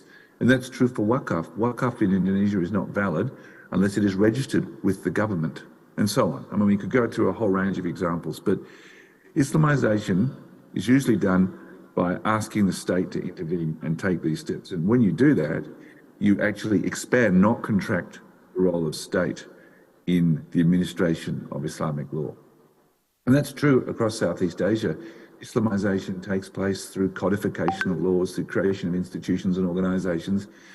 And the risk, I think, is that by expanding the role of the state in that way, you actually strengthen the state's control over religion. And that's not always a good thing, because the bureaucracy is not necessarily the best mechanism for determining religious practice. So religious practice really is a matter to be determined by religious leaders rather than by the state. And historically, here I come to the second question. The second question was about the notion of Islam challenging a modern secular nation state. And whatever the states may say, all the states in Southeast Asia are essentially secular in nature. Whatever their religious affiliation, whatever the religion of their members, whatever their official religions, they are common models of modern republics, and they are essentially secular states, although they may have religious affiliation. Now, throughout history, most states, whether they're kingdoms, empires, republics, democracies, whatever they are not run by religious leaders. It does happen sometimes, but it's the exception, not the rule. Generally speaking, religious leaders are not the state. And that means when you seek to increase the authority of a religion by putting it into law and into bureaucratic form, you're actually giving more authority to the state and less to the religious leaders. An example of that is when you have a state official mufti, whereby the state salaries the mufti, determines the terms and conditions of the mufti's appointment and their powers, as opposed to the tradition of the mufti, which is separate from the state as part of the ulama. So, well, how does Islam challenge the nation state? Islamism in particular challenges the nation state, because Islamism, the definition of the term Islamism is Islam as not just a religion but also as a political ideology. But Islamism, where religion is a political ideology, automatically challenges secular nation states because it is challenging the monopoly on power a secular state holds by asking that it be transferred or shared effectively with religious leaders, in the case of Islam, the ulama. So whilst I agree with your question that social Islam is, of course, a very important thing and a vital phenomenon, social Islam is in a way different to Islamism, which is specifically a political movement. Now, even if it doesn't actually challenge the power that a secular state has, secular states nearly always see religious leadership as an alternative source of authority and therefore as a threat. Let me put it another way. In Indonesia, religious authority is part of civil society. And civil society is often seen by the state as threatening. Sometimes it's seen as partner, sometimes it's seen as a form of support, but it's also seen inherently as a potential rival for authority with the state. And that's why governments always seek to tightly control civil society wherever they can.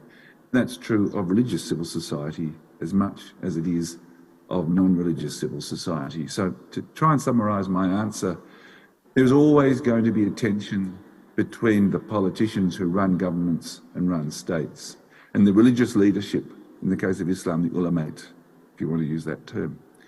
It's the same sort of tension between politicians and civil society. When Islamisation takes place, as it has to an extent in Indonesia, that nearly always results in a transfer of authority over religious life to the state.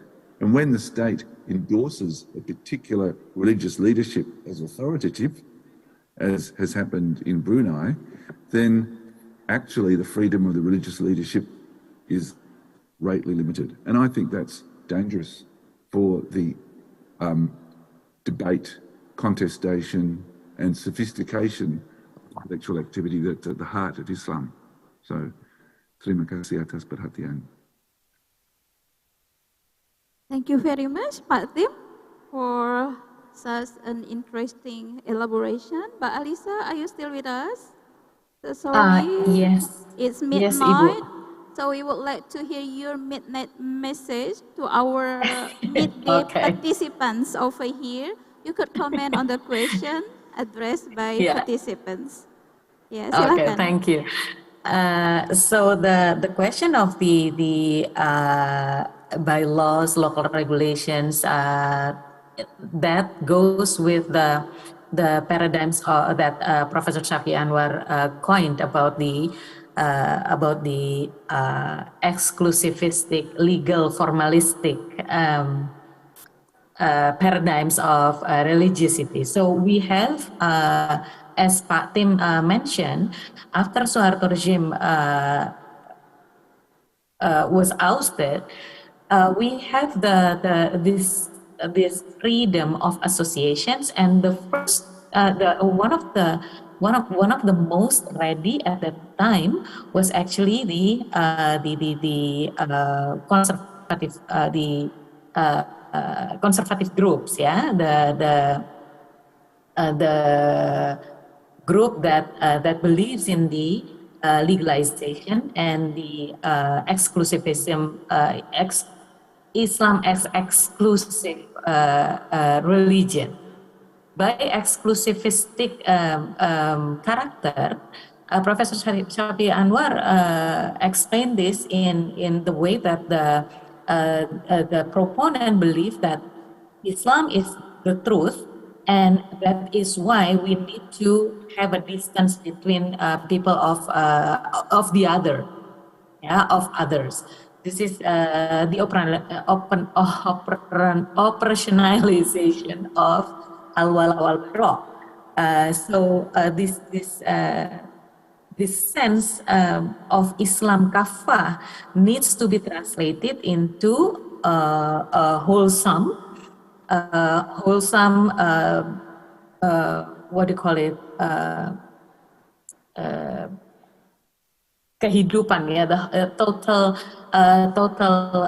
life of Muslims. That is why it is imperative to implement the Islamic law into the positive law.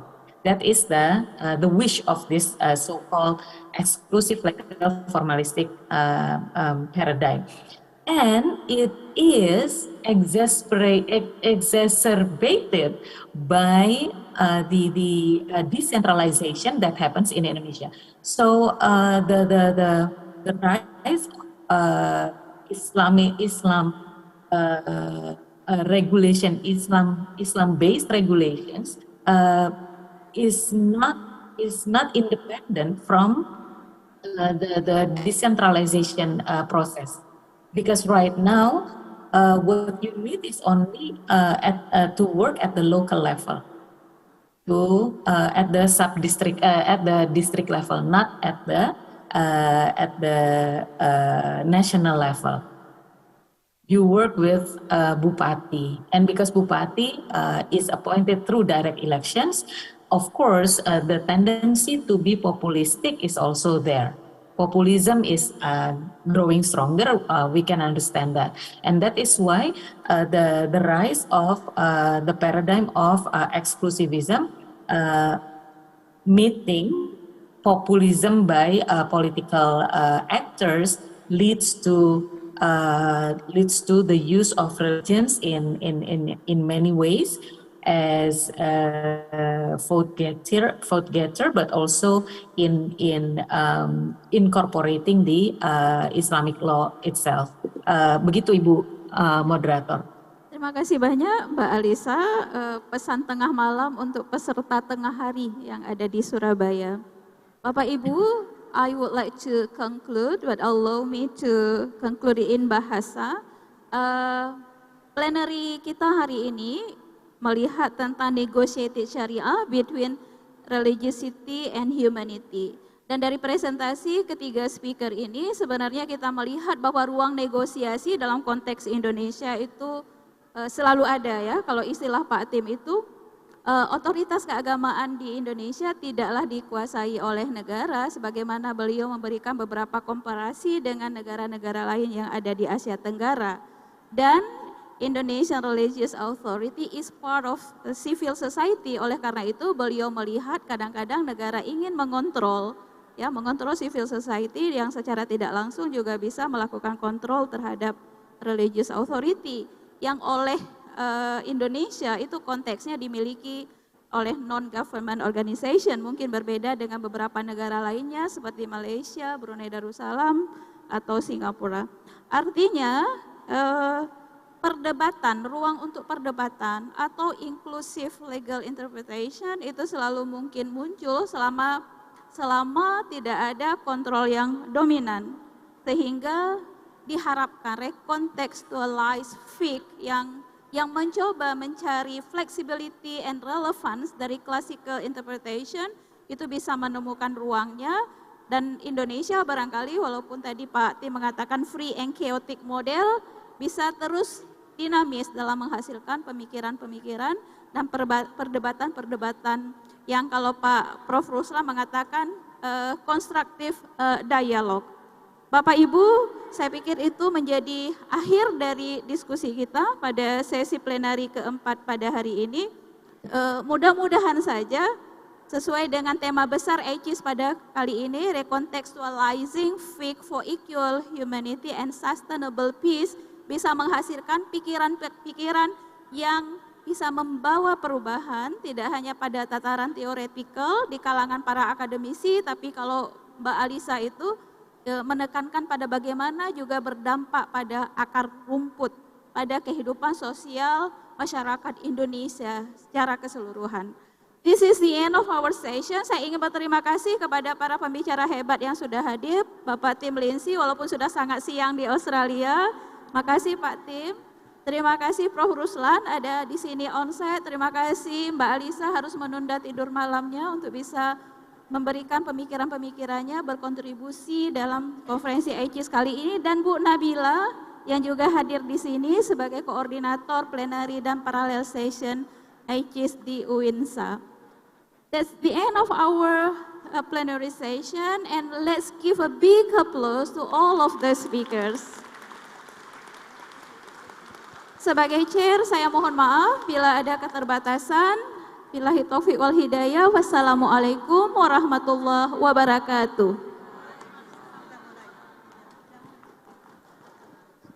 Ladies and gentlemen, and all the distinguished guests, we have listened to an eye-opening session about the diversity of tradition of Islamic law in several countries.